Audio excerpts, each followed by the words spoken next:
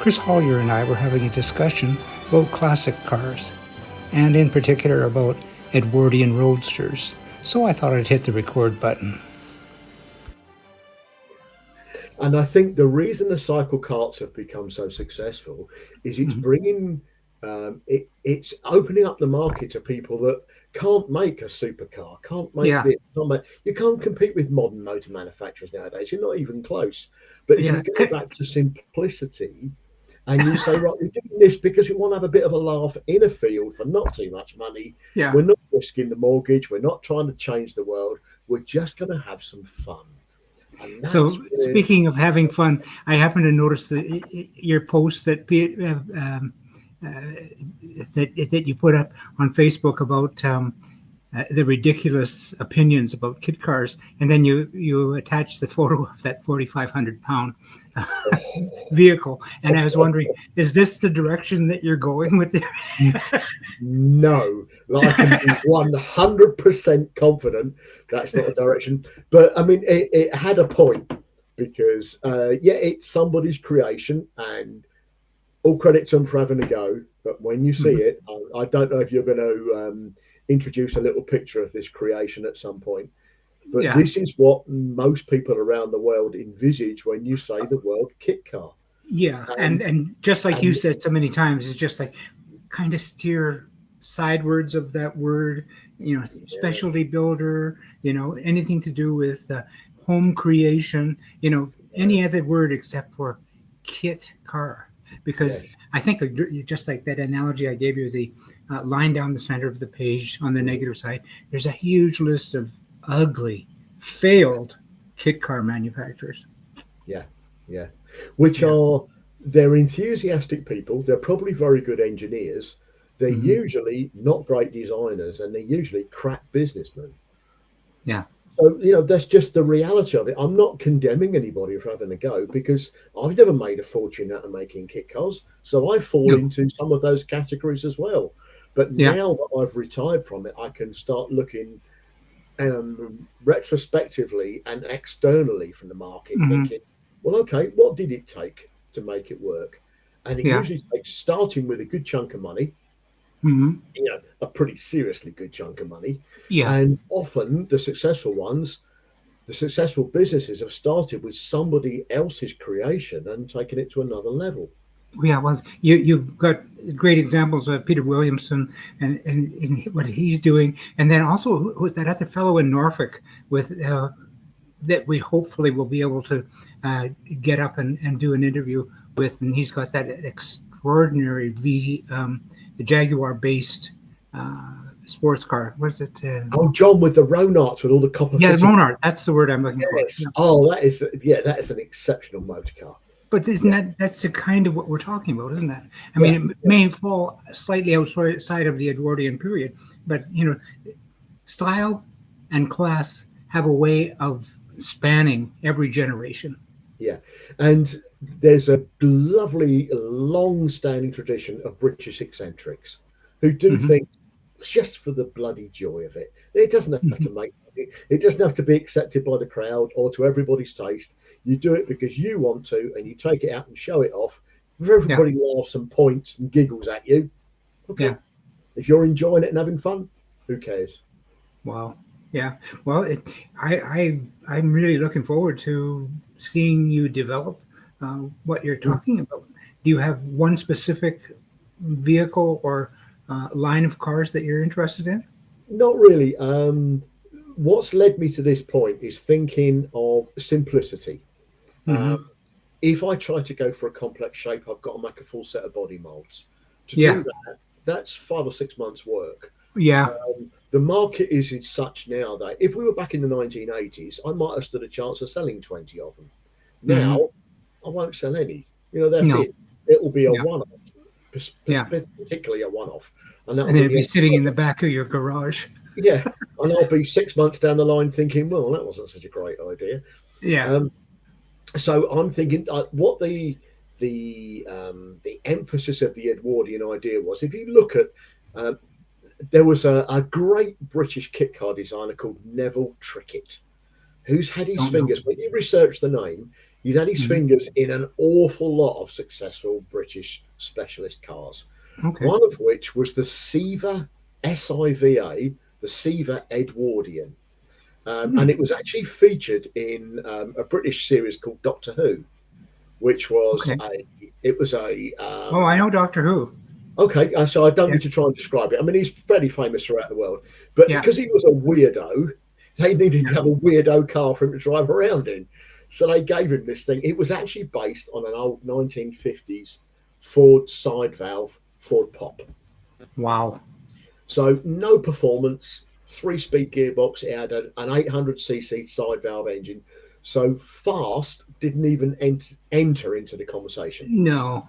But No. it looked like the. Are you aware of the London to Brighton run that happens Hmm. every year? Yeah. And it was all about celebrating the fact that you didn't have to follow a red flag around and drive at 4 miles an hour. Yeah. So they decided to try and emphasise how reliable these cars were. And when you look at this, a pair of chassis rails, an engine, 2 seats, and some basic running gear just to make it function. There's Cycle no, car. yeah, exactly. There's no flippant style aerodynamics. Got to be this, no bling, nothing. It just Yeah. will it function as a car? Yeah. A tricky one in the UK legal system, Uh-huh. uh, because it's going to fall foul of a Yes. million and one. Everything.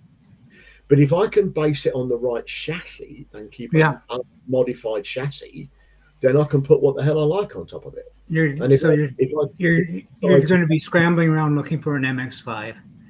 no, way too late. I need much earlier. I need pre 1960s if I can.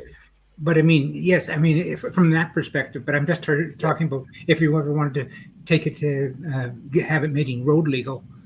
yeah. Well, at the moment, I'm considering using an NG kit car chassis on a Q Okay. plate All right. because that way it will have already been registered as a weirdo vehicle. Okay. And Maybe there's enough of them available so that you can find yeah, them at cost. yeah. There's enough of them out there. I can get one that's I'm thinking pre 1984, so Hmm. it will be tax and MOT exempt. Yeah.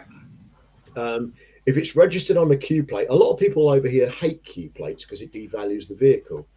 I don't care because once it's Yeah. on a Q plate, I can make anything I like on top of it. Well, but that's exactly. I'm doing an interview right now with a fellow who I sent you the thumbnail. He's Mm, put a Hayabusa in a Spitfire. yeah, Why I asked him, well, why? He said, well, he's always wanted to put a bike engine in a light car, and he's aware that there's no money in it. It's a money losing yeah. proposition, but it's an exercise that he wants to follow through on. So there you go. And he's also got quite a lot of engineering background that he can use from other people. People like Westfield that made the Hayabusa engine, Westfield Sevens. So Yeah. they created the reversing gearboxes. They created the engine mounts. They Hmm. created the engine management software. So a lot of the difficult work has been done that he can draw on. Rather Yeah. than having to reinvent the wheel every time. Wow. So he, So he can this actually is going work to be a with big a departure for you. I'm conjuring up the idea of Chris's first bike engine kit car. yeah. I yeah. I'm intrigued by them, but I'm Yeah. also very aware that unless they are thrashing around like a cat in a boiling pot, they're not Yeah. that much fun. Yeah. You can't drive them gently because with a bike engine, it's a very specific piece of design that it's not designed to have lots of low down torque and drivability under 7,000 RPM. It's designed to be up there on it and really going for it all the time.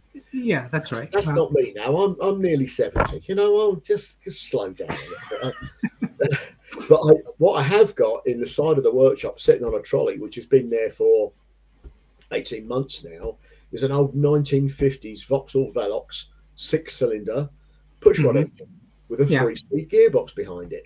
Now yeah. it's not going anywhere. I'm not going to use it for anything else. So I'm thinking, yeah, there's the engine. If I Hmm. can make that with an old NG kit car chassis and some MGB suspension, which I've got so many bits for now, I can build for practically nothing. Yeah, of Um, course. Yeah. and then follow the rest of the Edwardian design principles: a radiator, a Yeah. bonnet top, but not necessarily any bonnet Yeah. side. Yeah. No, you can A do that plastic easily enough. top. Yeah. Yeah, and all of it is some work, but very little money. Yeah. And a Um, boat tail I've being got to say, manufactured by you. no, they didn't have a boat tail. What they had was what looked like an old hot water cylinder mounted Hmm. sideways behind the seats as a fuel tank, Okay. and Now, two, yeah. Yeah. Yeah. Yeah. and two spare wheels behind that at an angle. Hmm. So the bodywork really extends to the top of the bonnet and Hmm. a little piece of metal behind the seats. Yeah. So I'm thinking, yeah, this could be intriguing fun for no money, Yeah. be different enough that it's going to be a real laugh to drive Yeah. around and turn up at a show and people thinking, what the hell is that? Yeah. Exactly. So yeah, it could be a piece of fun. Yeah. Well, that sounds like great fun. Yeah. I, I'm intrigued by everything that you do, but I think that that is noble, um, a noble pursuit. Mm. Well, if you look at all the ones I've done up until now, it's always trying to be the best professional standard that I can come up to make Yeah. something look, really presentable, nicely engineered, and work well. Yeah. And that's never cheap. It just Yeah. is. It just takes time. It takes a lot of money.